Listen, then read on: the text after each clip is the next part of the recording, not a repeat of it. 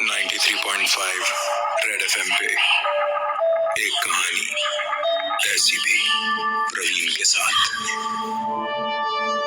India के top 5 haunted places में से एक है। सूरत से 21 किलोमीटर की दूरी पर लोकेटेड डूमस बीच। सोचिए कैसा होगा अगर आप बीच पर घूम रहे हैं और ऐसा लगे जैसे रेत के अंदर से कोई आपके पैरों को खींच रहा हो। ऐसा ही कुछ अनुभव किया है बहुत सारे लोगों ने जो डूमस बीच गए। कुछ लोग हैं जो इन सारी बातों का मजाक उड़ाते हैं, और कुछ ऐसे भी लोग हैं जिनके साथ डूमस बीच पर कुछ ऐसा हुआ कि वो अब बीच का नाम सुनते ही डर जाते हैं।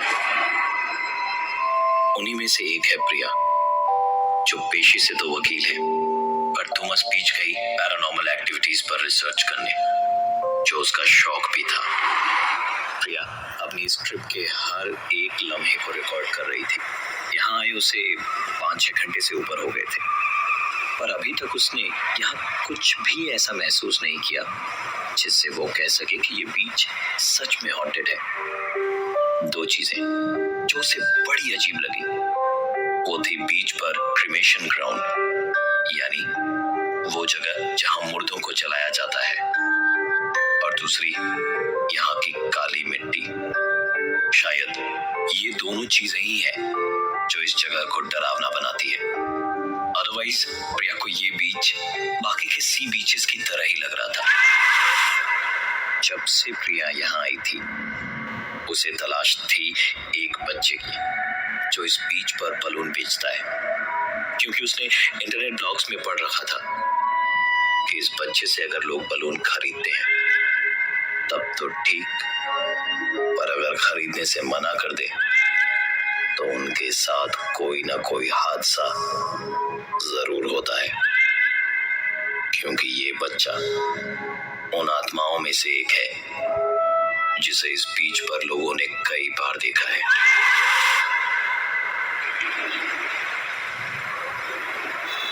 शाम 7:30-8 बजे जब थक हार कर प्रिया वापस होटल जा रही थी, तो पीछे से एक बच्चे ने आवाज दी, मैडम बलून तो लेती जाओ, मैडम बलून तो लेती जाओ।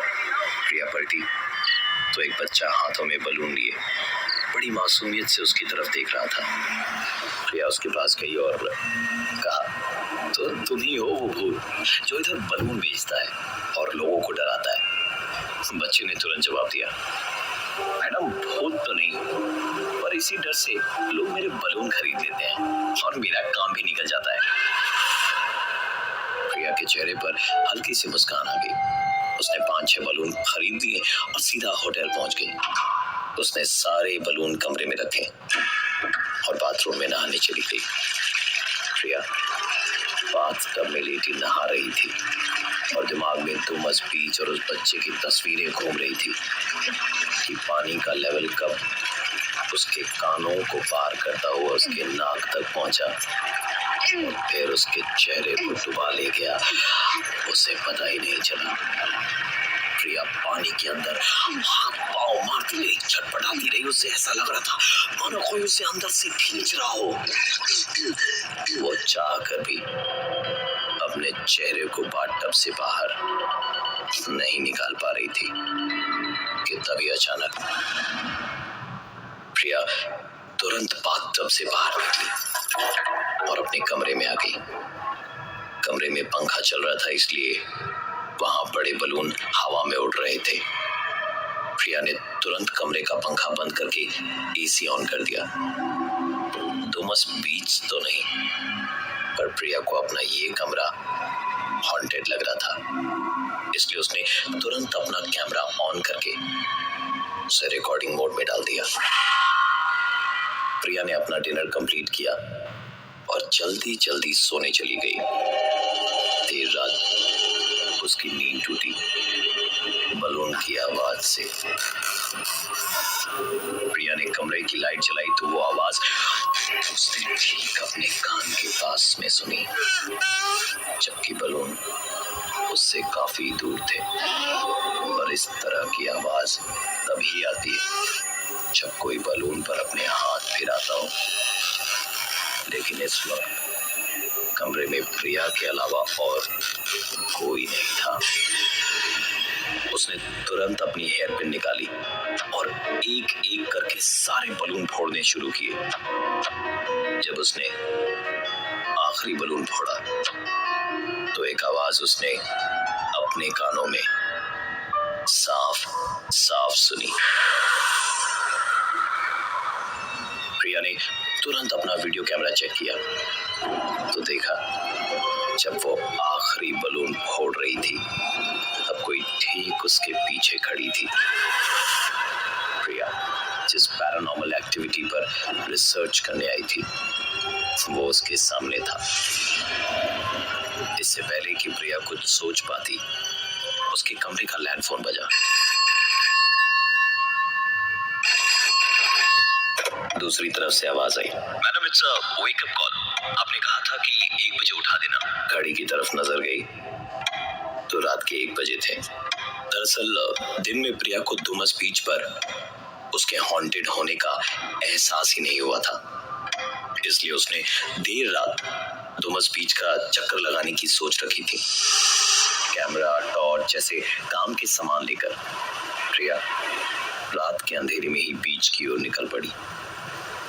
जैसे जैसे वो आगे बढ़ रही थी समंदर की आवाज और तेज होती जा रही थी। बेखौफ सी प्रिया जब बीच पर पहुंची तो उसने अपने पीछे से आती एक आवाज को सुना। प्रिया जैसे ही पलटी कि कुछ कुत्तों ने उसे दौड़ाना शुरू कर दिया।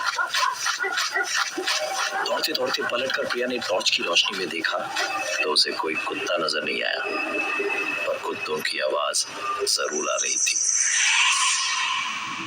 भूतों से जितना डर प्रिया को नहीं लगता था उससे ज्यादा उसे कुत्तों से लगता था, इसलिए वो तब तक दौड़ती रही जब तक वो आवाजें बंद नहीं हो गई।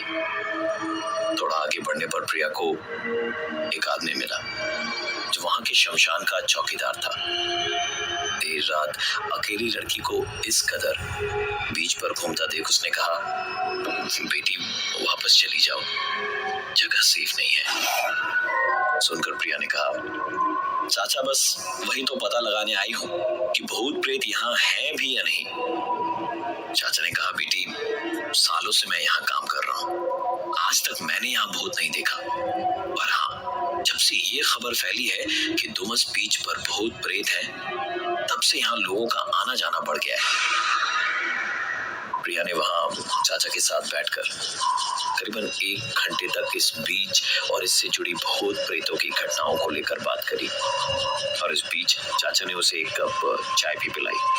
काफी देर चाचा से बातचीत होने के बाद प्रिया वापस होटल की ओर जा ही रही थी कि तभी उसे लगा जैसे कोई पीछे से उसकी तरफ टॉर्च से लाइट मार रहा हो।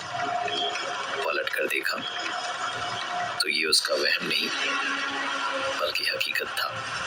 प्रिया के कदम न चाहते हुए भी उस टॉर्च की रोशनी की ओर बढ़ने लगे। धीरे धीरे वो समंदर के इतने नजदीक आ गई थी कि समंदर की लहरें उसके पांवों को छूने लगी। वो और आगे बढ़ती गई, इतना आगे कि पानी उसकी कमर तक आ गया था और तभी एक ही झटके में पानी उसकी कमर से उठकर उसकी गर्दन तक आ गया और घुटने तक उसके पांव जमीन के अंदर थे। पानी धीरे धीरे चढ़ता ही जा रहा था। प्रिया छटपटाती रही, तड़पती रही। उसने हाथ पैर मारने शुरू किए और देखा तो पाया कि वो बाथटब में थी और उसे अपने ही इस सपने पर यकीन नहीं हो रहा था, क्योंकि फर्श पर बाईं तरफ थी एक चलती हुई टॉर्च और बाथटब की दाहिनी तरफ चाय का एक डिस्पोजेबल कप। बाथरूम से जब वो बाहर निकली तो उसने हवा में उड़ते हुए बलून्स देखे, ठीक वैसे ही जैसे उसने अपने सपने में देखा था। प्रिया ने हेयर पिन निकाली और 5 बलून फोड़ दिए, पर छठे वाले को छोड़ दिया, क्योंकि अपने सपने में जब उसने छठे बलून को फोड़ा था तो बलून फटने की नहीं, किसी के हंसने की आवाज आई थी। और जब वीडियो देखा था तो उस वीडियो में उसके ठीक पीछे कोई था। प्रिया ने छठे बलून को साइड रखते हुए कहा, मैं जानती हूँ तुम मुझसे क्या करवाना चाहती हो। और तभी कमरे का फोन बजा, ठीक वैसे जैसे उसके सपने में बजा था।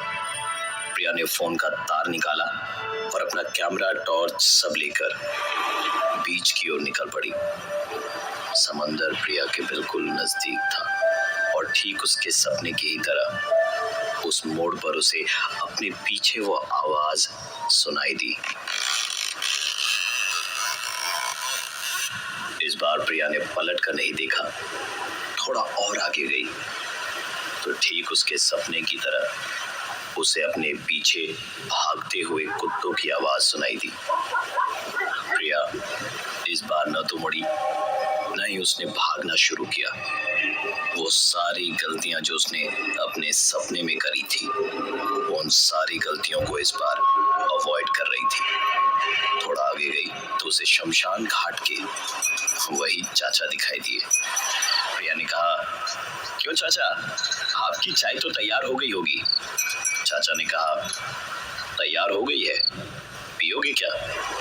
इस बार प्रिया ने कहा, नहीं चाचा, मुझे देर हो रही है, वापस जाना है। समंदर की आवाज अब प्रिया से धीरे धीरे दूर जा रही थी। उसे उसके पीछे से आती हुई टॉर्च की रोशनी भी दिखी, लेकिन इस बार वो पलटी नहीं और सीधा होटल जाकर अपना लगेज पैक किया और रिसेप्शन में बैठकर सुबह होने का इंतजार करने लगी। प्रिया ने इंटरनेट ब्लॉग पर पढ़ा था कि बीच पर एक बच्चे से बलून खरीदने पर सब ठीक होता है, पर अगर आप खरीदने से मना कर दो तो आपके साथ होते हैं कई सारे हादसे। प्रिया ने एक नहीं, दो नहीं, 5-6 बलून खरीदे थे और उसे अपने साथ होने वाले हादसों की वार्निंग भी मिली अपने सपनों में। बच्चा भूत है या नहीं, इस पर आज भी एक सवालिया निशान है। पर सुबह जब प्रिया बस स्टैंड में बस में बैठी थी तो वही लड़का हाथों में बलून और चेहरे पर मुस्कान लिए उसे बाय बाय कर रहा था। मैं हूं प्रवीण।